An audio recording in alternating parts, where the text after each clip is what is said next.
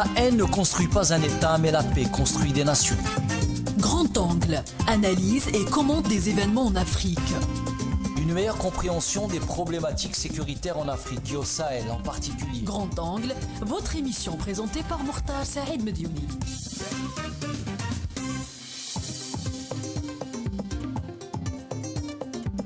Mesdames et messieurs, bonjour et puis bienvenue dans Grand Angle, Ifriqiya FM, toujours une radio qui essaye et qui fera tout pour être objective, transparente, afin de relayer l'information, la vraie information.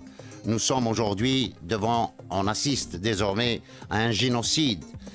Et voilà, ce silence de ce monde n'est pas acceptable d'abord, est incompréhensible, parce qu'on ne peut pas voir des enfants déchiquetés, des femmes, même les animaux n'ont pas échappé. Et pourtant, cette communauté internationale n'existe plus aujourd'hui.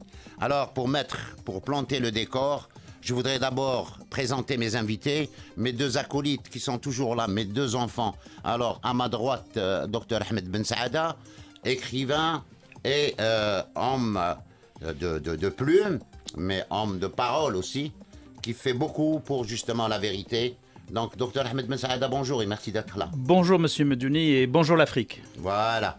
Et Monsieur Zine Sharfawi, qui n'a pas à présenter, mon ami de toujours, il est là présent, Zine Sharfawi, qui est aussi analyste géopolitique, qui est avec nous aujourd'hui. Et on reçoit des invités de marque. D'ailleurs, moi je suis très content, Dr Ahmed Ben Saada, d'avoir avec nous aujourd'hui M. Michel Collant, qui n'est plus à présenter en Algérie, ni dans le monde, et je n'exagère pas, pour son travail sur la transparence, sur la vérité. Alors, je le remercie d'avoir accepté cette invitation, surtout qu'il est trop pris en ce moment. Donc, M. Michel Collant, qui est journaliste et écrivain et fondateur d'Investigation, que je voudrais que tous les gens, tous les Algériens suivent justement cette chaîne de M. Michel Collant. M. Michel Collant, bonjour et merci d'avoir accepté l'invitation d'Ifriqiya FM. Bonjour, c'est avec plaisir. Bonjour à tous les amis algériens. Et puis, il y aura avec nous aussi M. François Deroche, qui est président de l'association Justice et Droit sans frontières. Alors, M. Michel Collant, bonjour et merci d'avoir accepté l'invitation d'Ifriqiya FM. Avec plaisir. On est ravis, M. Michel Collant, ça fait longtemps, mais sinon, moi, je suis toujours votre chaîne Investigation et je remercie toujours ce lien qui est entre nous, c'est M. le docteur Ahmed Ben Saada, qui est très heureux que vous soyez là avec lui. Bonjour Ahmed. Bonjour Michel. Et voilà, et j'ai avec moi M. Zine Sharfawi, aussi journaliste et spécialiste en questions géopolitiques. Bonjour. Si vous permettez, je vais planter le décor. J'ai emprunté ça à Marie Nassif Debs. Alors, c'est une réponse au chef de la diplomatie américaine, M. Anthony Blinken, lors de sa visite en Cisjordanie. Est-ce que la Cisjordanie et Mahmoud Abbas comptent toujours sur l'échiquier politique pour la recherche de la solution à la crise palestinienne? Il est discrédité. Je dirais tout simplement en réponse à M. Anthony Blinken que c'est vous qui avez fourni à l'entité sioniste les armes qu'elle utilise pour tuer des civils et exterminer des enfants et des femmes. Et c'est vous qui avez déployé des flottes pour dissimuler ces crimes et tenir en respect les États qui pourraient s'interposer et essayer d'empêcher ce génocide. Et c'est vous qui avez jusqu'à présent empêché l'entité usurpatrice de mettre en œuvre toutes les résolutions des Nations Unies et du Conseil de sécurité lié à la question palestinienne, à commencer par la résolution relative au droit au retour. Par conséquent, vos tentatives pour justifier les crimes de guerre et les crimes contre l'humanité suscitent le ridicule et le dégoût. Il ne s'agit pas de conflits ou de désaccords sur des territoires usurpés et colonisés, mais plutôt d'une question d'agression et de résistance. Enfin, nous aimerions vous rappeler certains points de ce qui a été déclaré dans la résolution 3649 publié en 1970 par l'Assemblée générale des Nations unies concernant l'Afrique du Sud et la Palestine. Primo, condamnant, premier point, le déni de droit à l'autodétermination, notamment au peuple d'Afrique du Sud et de Palestine. Et dans son point 2, l'Assemblée générale des Nations unies affirme la légitimité de la lutte des peuples soumis à une domination coloniale et étrangère, dont le droit à l'autodétermination est reconnu pour reconquérir ce droit par tous les moyens en leur possession. En clair, L'attaque du Hamas du 7 de ce mois n'était pas du terrorisme, comme tentent de le faire croire les médias et les dirigeants occidentaux, mais bel et bien de la résistance légale et légitime aux yeux du droit international et des résolutions onusiennes abondant dans ce sens. Alors, docteur Ahmed Ben Saada, sur ce qu'on vient de dire, le temps de reprendre monsieur Michel Colomb. Alors, ce qu'on vit actuellement est un vrai cauchemar. Je pense, dans l'histoire de l'humanité, disons au moins moderne, qu'on connaît, ça ne s'est jamais produit. Oui, monsieur.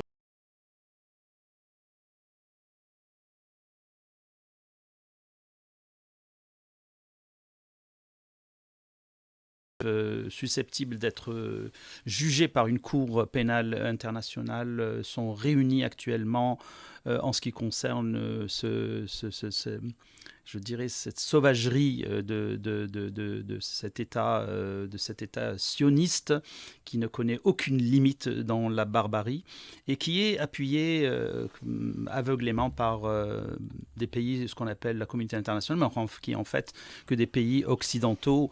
Et on a vu, pour un peu paraphraser ce que vous avez dit tout à l'heure,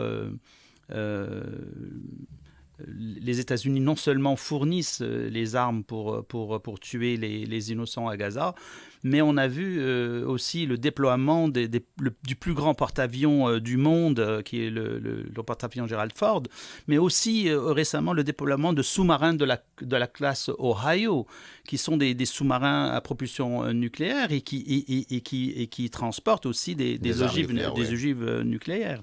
Donc, vous voyez, non seulement il y a un massacre, mais en plus, on est en train de protéger Israël pour pas qu'il y ait d'intervention extérieure actuellement. Alors, monsieur Zine Sharfawi, dans la même... Oui, dans le prolongement de ce que vient de dire le docteur Ben Saada, il est important de donner quelques chiffres. Nous sommes maintenant...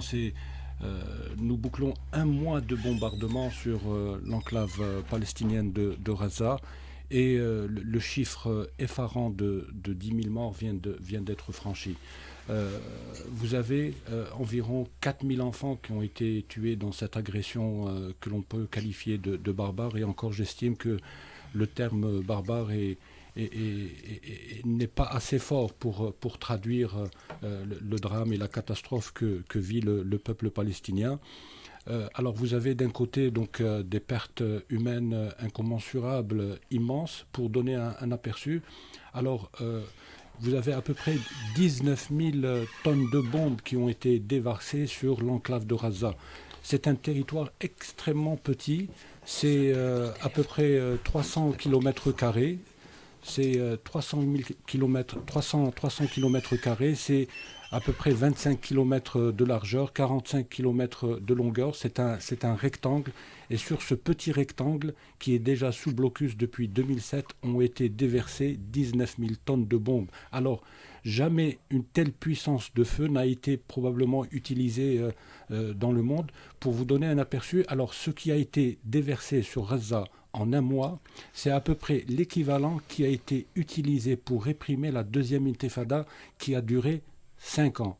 Donc à Gaza, on a déversé autant de bombes en un mois que ce qui a été déversé sur les territoires palestiniens durant la seconde intifada. C'est pour vous montrer le caractère horrible, abject de l'agression israélienne contre le peuple palestinien. Mais en plus des pertes humaines qui sont immenses. Le professeur Ben Saada avait parlé de crimes contre l'humanité. Vous-même, lors de la présentation de l'émission, vous avez aussi parlé de crimes.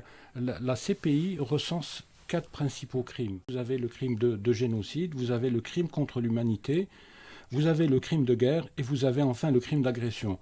Et lorsque vous analysez ce qui se produit actuellement à Gaza, vous constatez que l'agression israélienne remplit toutes ces petites cases. Donc aujourd'hui, l'entité peut être poursuivie par ces 4 crimes qui sont recensés par la Cour pénale internationale. Donc aujourd'hui, nous sommes face à un drame et ce drame a une explication. Vous avez parlé tout à l'heure lors de votre présentation de l'offensive menée par le Hamas contre des positions de l'armée sioniste. Effectivement, il ne faut pas... Alors cet événement, cette attaque de Hamas ne naît pas du néant. Ils ne se sont pas réveillés un matin, ils se sont dit tiens, on a un voisin, on va l'attaquer. Il faut dire que ce qui s'est produit le 7 octobre 2023 est le résultat de plus d'un siècle de déni des droits des Palestiniens. On parle de 48 comme le début de la souffrance des Palestiniens. Eh bien non, la souffrance des Palestiniens a commencé déjà depuis la fin des années 1920, lorsque déjà les premiers colons israéliens ont commencé à réprimer et à déposséder les Palestiniens de leurs terres, avec la complicité à l'époque de l'Empire ottoman qui dirigeait alors le Proche-Orient. Oui, effectivement, c'est abject. Est-ce qu'il y a des qualificatifs pour ce qui est en train de se passer? Non, je pense qu'on a dépassé le crime de guerre, le crime contre l'humanité.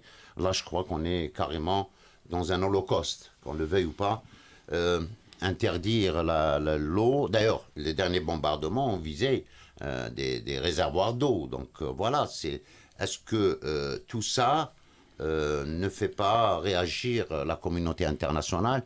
Je pense que ça fait réagir dans le sens où aujourd'hui les sociétés civiles, et un signe très positif, c'est les universités américaines, d'ailleurs qui ont été pour beaucoup dans la fin de la guerre du Vietnam. Cette université américaine qui ne reste pas indifférente à ce qui se passe actuellement à Gaza. Et on a vu aussi, c'est pour cela que moi je tiens toujours à faire le distinguo entre le sionisme, l'israélien et le juif. C'est pas la même chose. Et on a vu beaucoup de juifs, surtout à New York, aux États-Unis, qui continuent chaque jour à manifester et à dénoncer les crimes de l'État d'Israël. Et justement, tout ceci si on fait une analyse, c'est que seules les sociétés civiles peuvent aujourd'hui inverser la balance. Parce que compter sur les États, je crois qu'il n'y a plus d'État. Tout le monde est soumis à la volonté d'Israël. Quand je vois, par exemple, le président Macron d'abord aller à Jérusalem pour dire que, d'abord, je pense qu'il y a M. Michel Collomb avec nous au bout du fil. M. Michel Collomb, rebonjour. Bonjour. Monsieur Michel Collomb, est-ce qu'il y a un qualificatif à ce qui est en train de se passer aujourd'hui dans l'indifférence totale de la communauté internationale? Écoutez, je crois que vous avez donné les qualificatifs qui montrent l'horreur, et je pense que on doit aussi voir l'autre aspect, c'est que la résistance palestinienne est absolument héroïque. Je pense que ce peuple tellement courageux est en train de donner une leçon à l'humanité entière et, à mon avis, à réveiller l'humanité, je l'espère. Et donc, je crois que le travail que nous devons faire, c'est de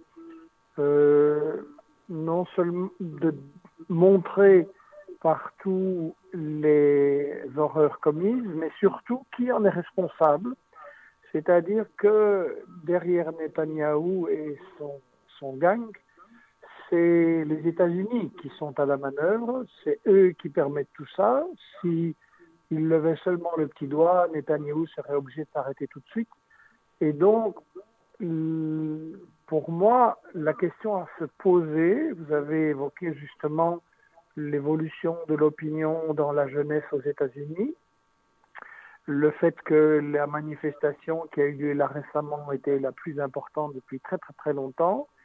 Et je crois qu'on doit surtout s'interroger ensemble des deux côtés de la Méditerranée et de façon générale, globale, qu'est-ce que nous pouvons faire pour que ça s'arrête le plus vite possible?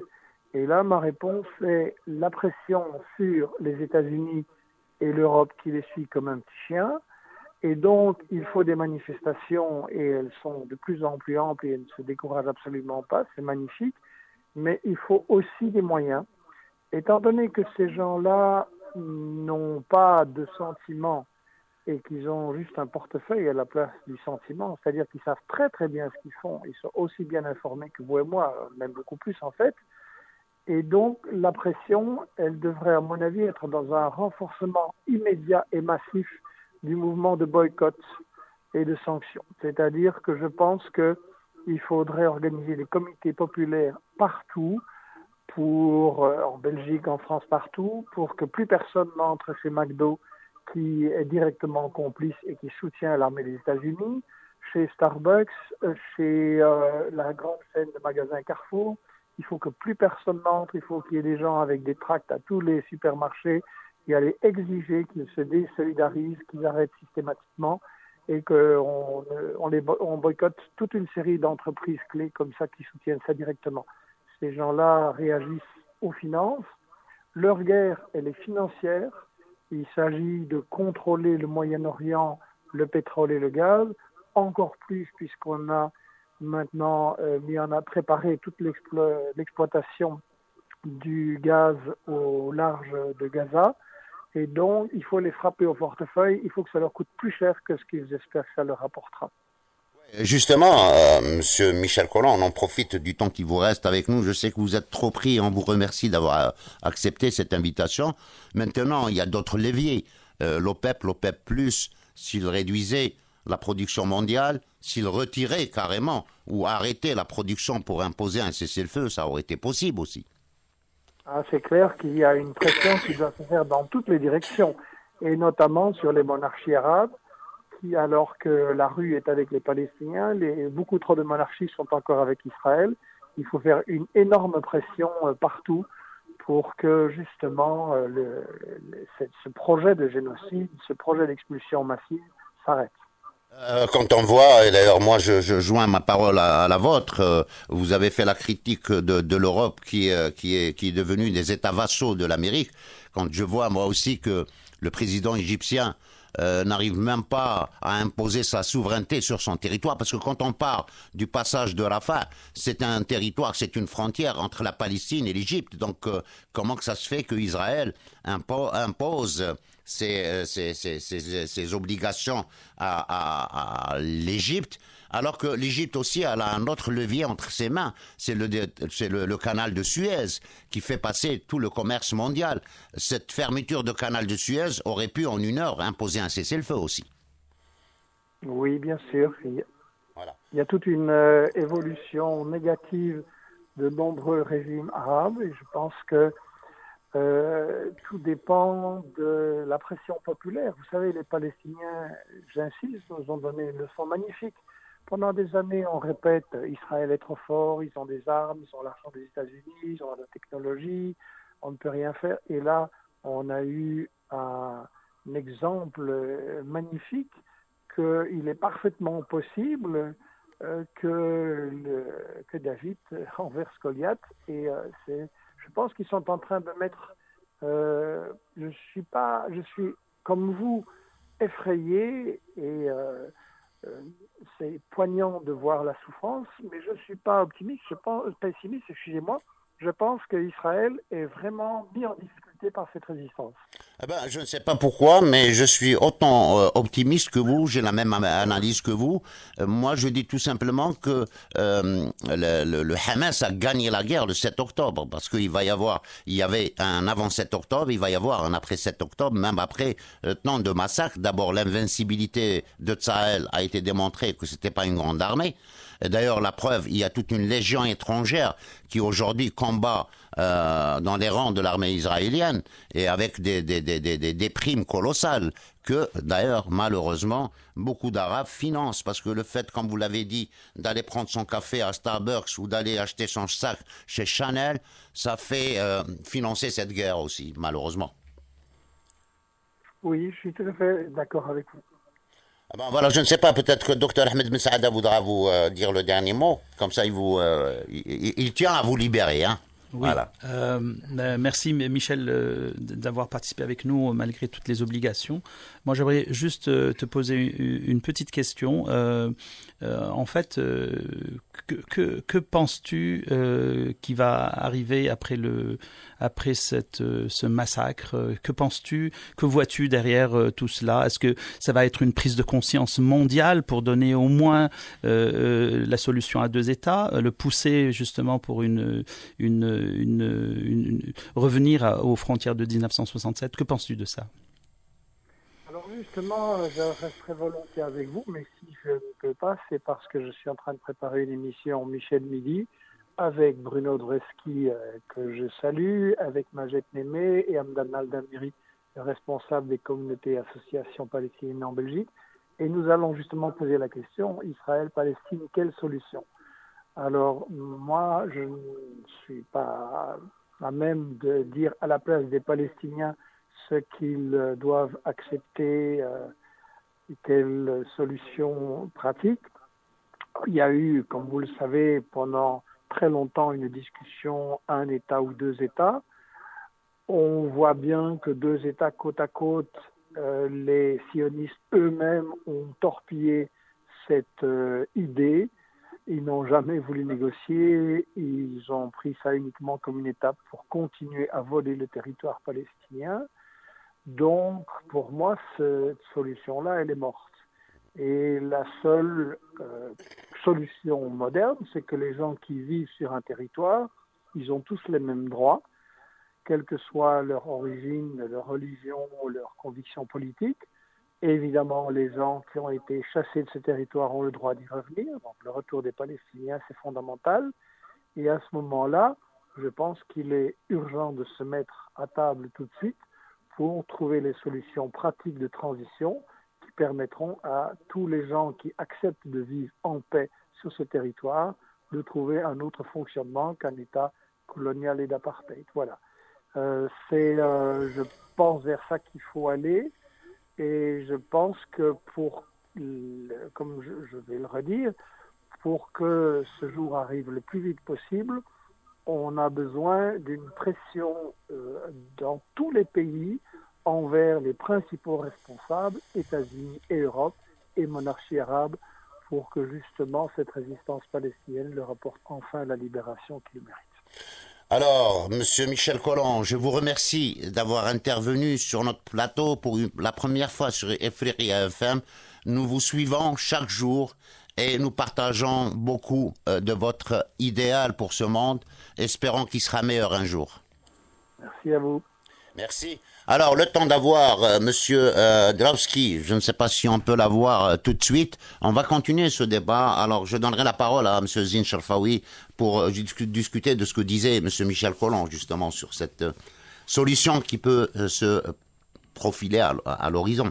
Oui, alors, c'est vrai, les analystes sont nombreux à considérer que la solution à 2 États est difficilement réalisable.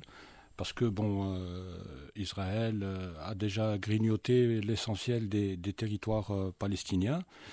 Il y a aussi d'autres qui pensent que la solution peut résider dans la mise en place d'un seul État avec la même citoyenneté, les mêmes droits pour tout le monde.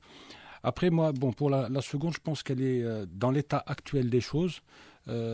Connaissant les forces en présence en Israël, je pense que il y a des gens qui refusent cette solution parce que fondamentalement, lorsque l'on analyse les fondements de l'État Israël, on constate depuis Ben Gourion jusqu'à aujourd'hui, les fondateurs de l'État d'Israël ont pensé à un État ethnique.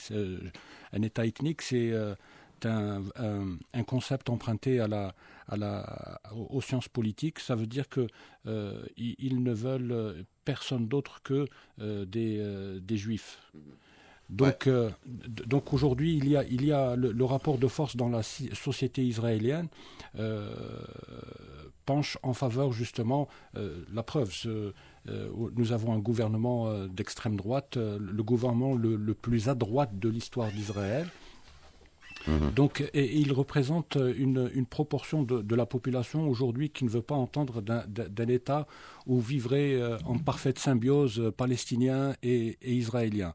Alors, pour la solution à 2 États, combien de causes avions-nous pensé qu'elles étaient perdues et qui finalement ont été gagnées? Je pense que la solution à deux États est toujours possible, mais à la condition que tout le monde, parce qu'aujourd'hui, ce qui se produit à Reza montre que ce n'est pas un problème uniquement qui concerne les Arabes, ni un problème qui concerne les musulmans, mais juste pour terminer, mais un problème qui concerne la planète entière. Et donc, si aujourd'hui il y a une prise de conscience suffisamment forte, s'il y a un rapport de force qui est mis en place, je pense que les Palestiniens sont en droit de penser et d'espérer qu'ils peuvent demain fonder un État. Permettez-moi, mes deux amis, d'être un peu lucides. Les territoires ont été bouffés. La Cisjordanie, pratiquement, il ne reste rien. Aujourd'hui, il y a une extermination. On veut même, d'ailleurs, le plan a été affiché. D'ailleurs, Netanyahou, avec sa carte à l'ONU, a démontré que la Palestine n'existe plus. Donc, c'est quoi? Est-ce qu'on est encore lucide? Est-ce qu'on est réaliste de parler encore d'une solution à deux États? Dans quels États, justement, elle sera? Oui, c'est en fait la politique qui est menée actuellement, en fait, ne plaide pas pour un seul État, ça c'est certain.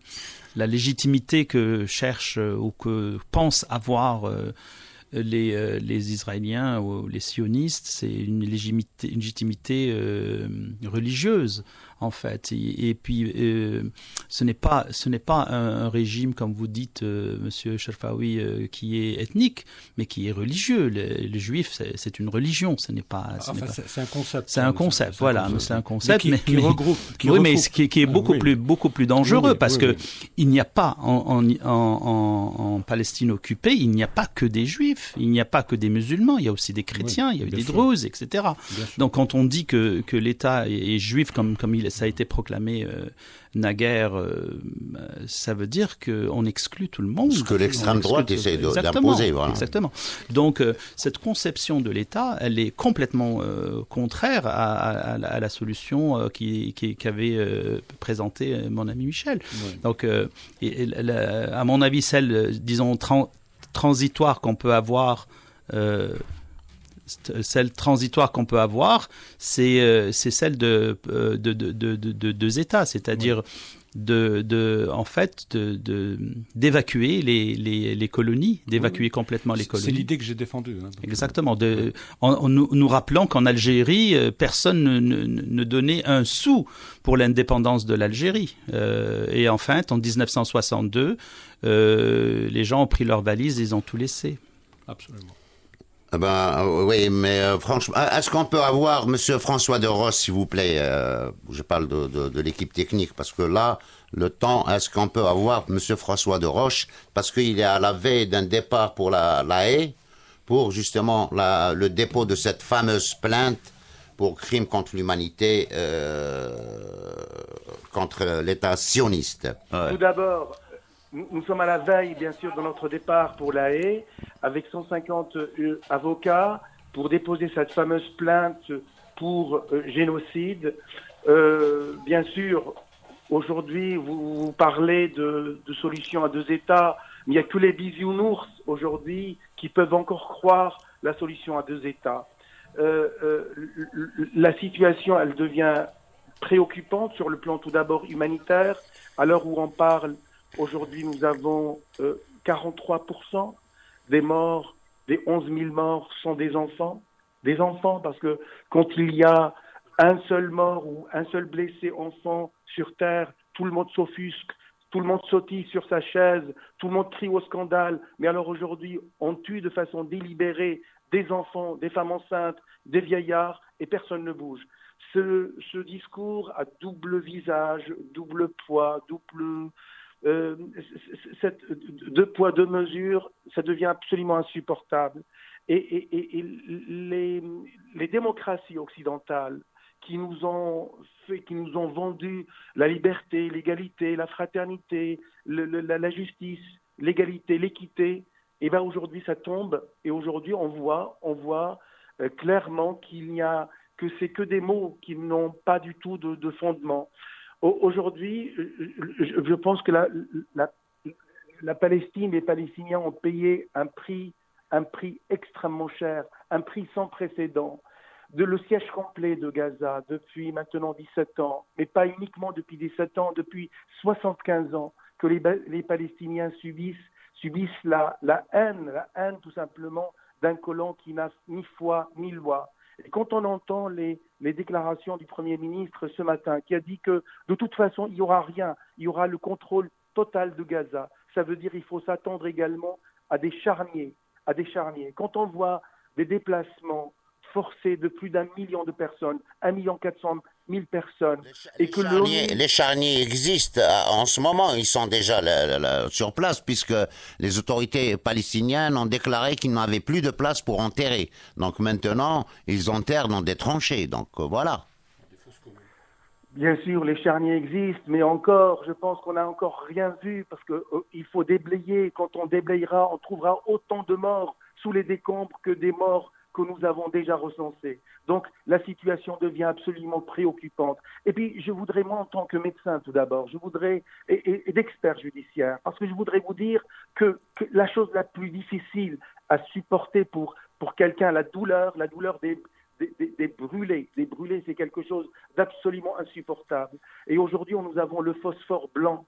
Ce phosphore blanc avec des armes qui brûlent le corps des Palestiniens. Et ça, c'est absolument intolérable. Un homme, vous savez, pendant la Deuxième Guerre mondiale, il y a eu des exactions que tout le monde a condamnées, mais tous les gens censés ont condamné. Mais à l'époque, on pouvait dire, on ne savait pas. On ne le voyait pas parce que les Allemands ne laissaient rien filtrer. Mais aujourd'hui, nous avons le son, nous avons l'image, nous avons les vidéos, nous avons les exactions, nous avons des images absolument insupportables de torture de Palestiniens qui sont aujourd'hui dans les prisons israéliennes, qui sont arrêtés. Et puis je ne parle pas de... Docteur François de Roche, restez avec nous. Je voudrais poser la question au docteur Ahmed Ben Saada. Justement, alors, avec tout ce qui se passe, ces charniers, c'est horrible, ces images qu'on ne peut même pas regarder. Est-ce que Israël, elle est dénudée aujourd'hui devant l'opinion internationale? Je parle de toutes les sociétés du monde. Moi, je pense que si, cette fois-ci, Israël n'est pas condamné, si le gouvernement israélien en entier n'est pas condamné, c'est qu'il ne reste plus d'humanité sur Terre. Il n'y aura plus d'humanité, puis il n'y aura plus de cause, puis qu'on ne vienne pas nous casser les oreilles avec toutes ces histoires de droits de l'homme un peu partout. Actuellement, Israël commet un génocide en plein jour. En plein jour. Je rappelle que Israël bombarde délibérément des hôpitaux. Elle a bombardé des ambulances. Et vous savez ce qui s'est passé? Une centaine de médecins israéliens ont demandé à ce que les hôpitaux soient bombardés. Vous imaginez? Ouais. Là, on ne parle plus de l'armée. On parle de médecins qui ont fait le serment d'Hippocrate. Ouais, non, il y a plus d'humains sur cette partie qui est Israël. Il y a plus d'humains parce que un ministre qui appelle à utiliser la bombe atomique, ça aussi, je pense qu'il va être poursuivi devant la Cour pénale internationale. Quand on bombarde des systèmes d'énergie solaire, parce que c'est tout ce qui restait pour les hôpitaux, là, ça devient franchement une épuration ethnique. Et je pense que la mobilisation de la société civile du monde entier, c'est elle qui va changer les choses, parce que les Nations Unies n'existent plus. Le Conseil de sécurité est la même chose. Toutes ces organisations qui sont en réunion à longueur d'année, ça ne sert plus à rien. Maintenant, c'est au peuple de se prendre en charge pour que de tels crimes ne se produisent pas sur notre planète. N'est-ce pas, docteur François de Roche? Effectivement, vous savez, l'heure des criminels arrivera, j'en suis certain. Vous savez, ces crimes contre l'humanité, ces crimes de guerre, ces crimes de génocide ne sont pas prescriptibles, sont imprescriptibles. C'est-à-dire que tôt ou tard, le criminel paiera. Moi, vous savez, je suis quelqu'un d'extrêmement optimiste.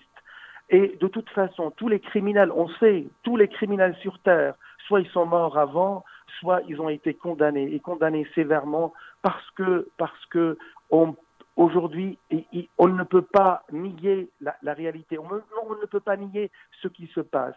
Parce que le monde deviendrait dangereux. Parce que ça veut dire quoi? Ça veut dire que le droit, on le laisse de côté. Il n'y a plus cette ligne rouge à ne pas franchir. Or, on a l'impression aujourd'hui qu'on a franchi cette ligne rouge 1000 fois. Mais malgré tout, moi je reste persuadé que tôt ou tard, le droit international, le droit humanitaire va s'imposer dans cette région parce que on ne peut pas continuer à tuer de façon impunément. On ne peut pas continuer les exactions, ces opérations sauvages. Et puis surtout, je pense qu'il faut également rentrer dans une logique maintenant de réparation. Tout d'abord, il faut rendre ce qui a été volé, c'est la première chose. Et puis ensuite, parce qu'avant de toute chose, pour faire une réparation, il faut réparer le préjudice. Donc en rendant ce qui a été volé tout d'abord, et puis ensuite, chaque personne qui a commis une exaction doit répondre. Vous savez, moi je rêve d'une seule chose. Je rêve qu'à Gaza même, il y aurait en fait un tribunal pénal qui jugerait, comme à Nuremberg après la Deuxième Guerre mondiale, quand les Israéliens ont fait ça, il faut juger tous ces criminels de guerre nazis. Oui, mais docteur François de Roche, puisqu'on a dépassé, donc on l'appellera un autre tribunal, il aura un autre nom, puisqu'on a dépassé le crime de guerre. Là, on est sur l'épuration ethnique, c'est l'Holocauste, c'est carrément, toutes les lignes ont été franchies. Parce que si on doit définir l'atteinte ou le crime contre l'humanité, tuer des enfants, c'est fait. Tuer des femmes, c'est fait. Priver un peuple d'eau et de nourriture, c'est fait.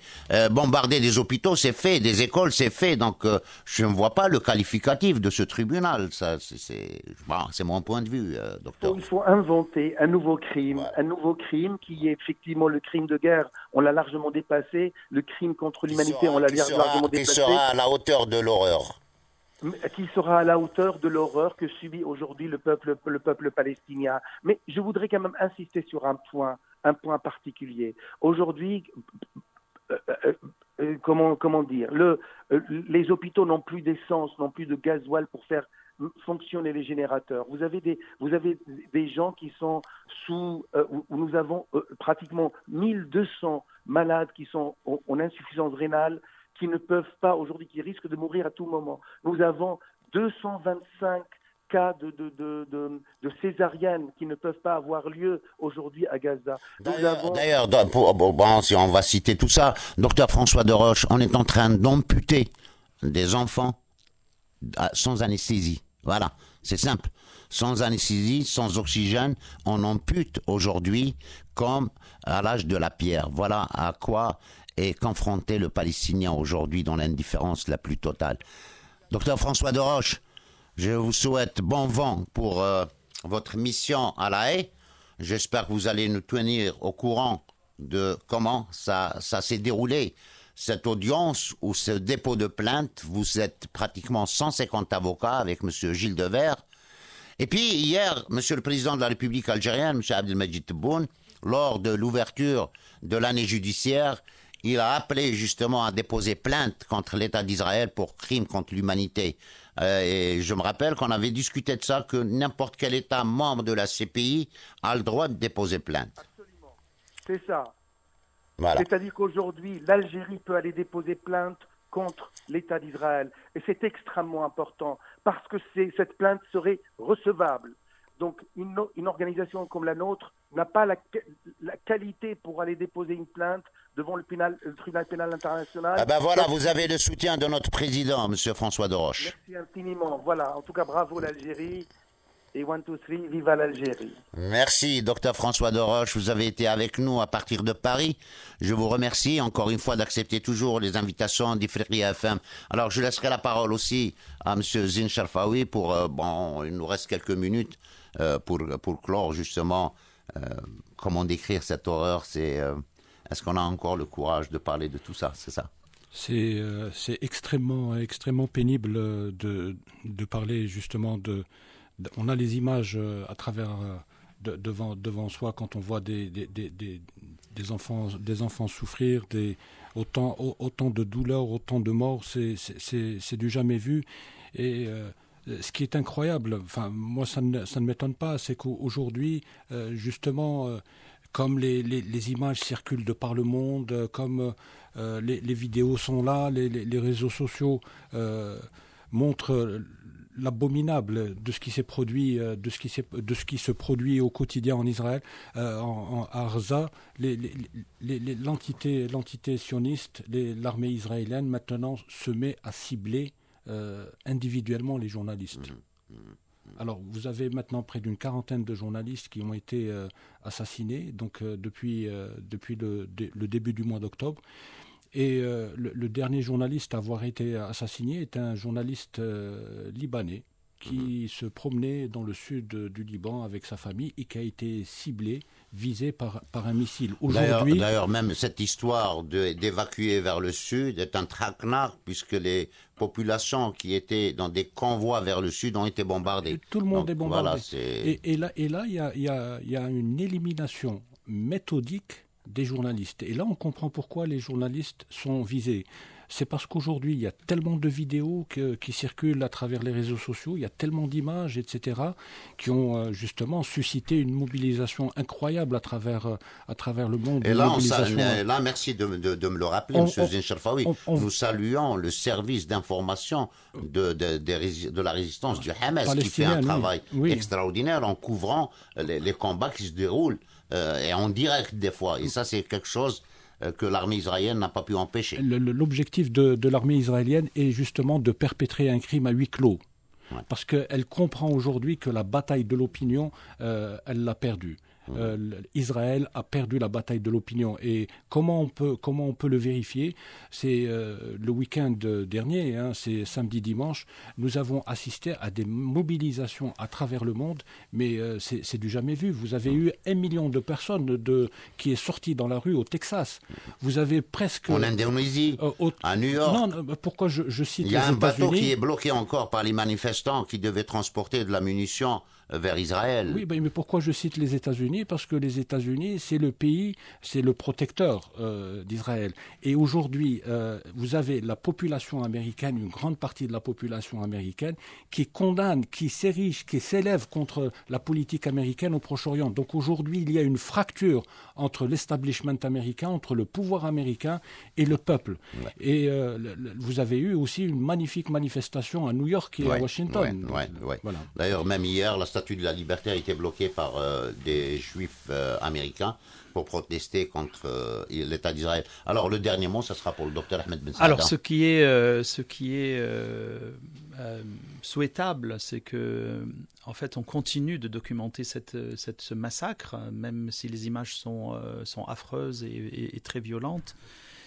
Pourquoi ? Parce que Israël a toujours eu la maîtrise du narratif. C'est toujours son narratif. Avec les médias mainstream occidentaux, ils ont toujours eu...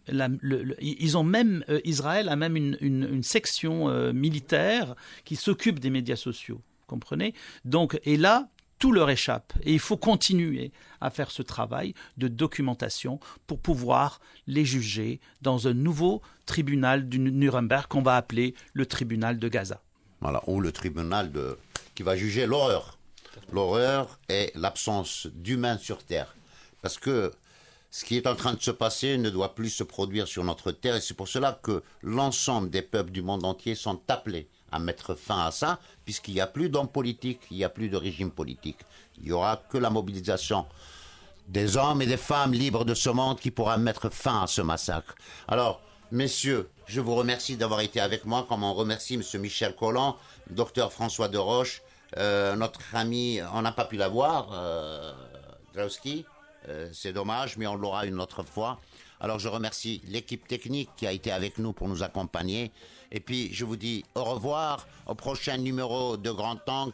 Et puis paix à l'Afrique surtout, au revoir. Et vive la Palestine.